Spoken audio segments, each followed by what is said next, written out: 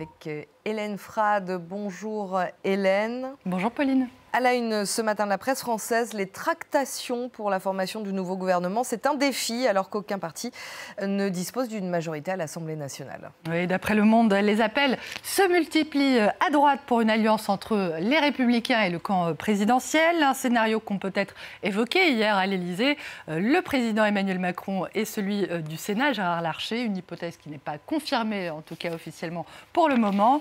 L'idée, évidemment, fait hurler à gauche, où l'humanité, vous le voyez, accuse le chef de l'État de chercher à empêcher le nouveau Front populaire de gouverner et d'être passé du ni RN ni LFI au déni de sa défaite. Une situation, on le voit, tendue, mais que les révélations de Libération ne risquent pas d'arranger. Le journal affirme, Pauline, qu'un conseiller officieux de l'Élysée, Thierry Solaire, a organisé chez lui pendant plusieurs mois des rencontres secrètes entre, d'une part, Marine Le Pen, Jordan Bardella pour le RN et des figures de l'ex-majorité présidentielle, dont l'ex-premier ministre Édouard Philippe et le ministre des Armées Sébastien Lecornu. Des liaisons dangereuses, selon Libé, et que les intéressés soit démentent, soit avancent de façon un peu courte, je cite, qu'il faut fréquenter ses adversaires pour mieux les combattre. Et les tractations en cours qui laissent la presse étrangère assez sceptique. D'après The Guardian, le quotidien britannique, la version française pour le compromis et les coalitions augure mal de la formation de ce nouveau gouvernement, ou du moins de ses chances de survie. Le quotidien évoque une exception française dans un paysage européen où la Suède, par exemple, est dirigée par des coalitions depuis les années 1970, où l'Allemagne n'a plus connu un gouvernement dirigé par un seul parti depuis 1961, et les Pays-Bas depuis plus longtemps encore, 1879. Et c'est sans parler évidemment de la Belgique où le soir, Pauline s'est même payé le luxe il y a quelques jours de livrer ce petit tuto à l'usage de ses amis français. Françaises, écrivait le journal, vous savez que lorsque la situation est délicate, vous pouvez compter sur vos amis belges, et pas seulement quand il s'agit de mettre des autogols pour vous faire plaisir, puisque vous entrez dans le monde enchanteur des régimes de coalition. Voici quelques règles à l'attention des marieurs débutants. On a de l'expérience, restez zen, commencez petit, comptez les jours et nommez un arbitre. La nouvelle Assemblée nationale où la parité est en baisse. 208 femmes élues au total, soit 7 de moins qu'en 2022 et 16 de moins qu'en 2015, d'après le site de France 24. On peut faire l'hypothèse que les femmes ont été victimes de l'urgence. Les partis politiques ont probablement eu des critères purement politiques et la parité est du coup passée au dernier rang des priorités, analyse la politologue Mariette Sinaud. La France insoumise, il faut le noter, a été le seul parti à respecter strictement la loi sur la parité, mais il faut aussi noter que les femmes ont davantage échoué que les hommes. Pourquoi, me demanderez-vous? Explication d'Aliénor Laurent, elle est porte-parole d'Oser le féminisme.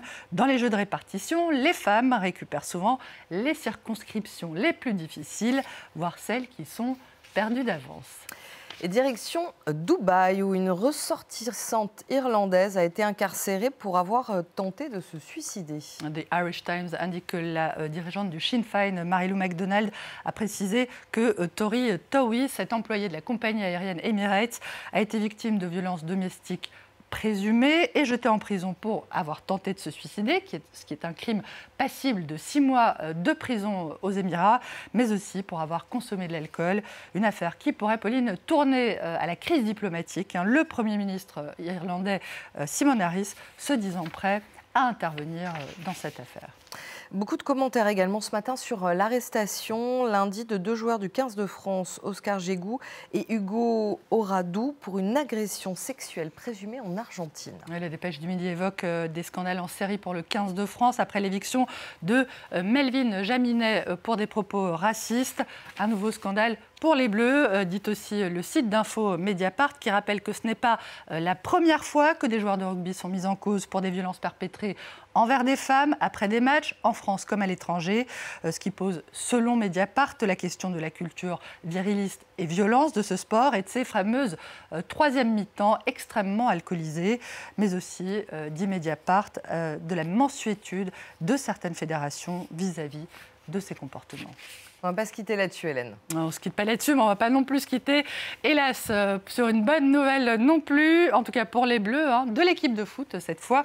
Vous l'avez dit, ils ont été éliminés en demi-finale de l'Euro hier soir. Les Bleus ont été démasqués. Dixit l'équipe ce matin avec cette photo de Kylian Mbappé hier soir sans son masque. Auf Wiedersehen, les Bleus. Mention spéciale, Pauline, à SoFoot pour le jeu de mots du jour. Mbappé, le masque et la purge, référence évidemment à la célèbre émission littéraire Le Masque et la Plume de nos amis de France Inter. Allitération et joie, forcément, côté espagnol. Fantásticos, felices, finalistas, fantastique, heureux et finaliste, titre ce matin le quotidien sportif AS. Et mention spéciale cette fois à Lamine Yamal, qui a été l'auteur du premier but espagnol et qui devient le plus jeune buteur de l'histoire de l'Euro à même pas 17 ans. Et oui, bravo aux Espagnols quand même, il faut le dire, ils ont fait un très beau match. Merci beaucoup Hélène, c'était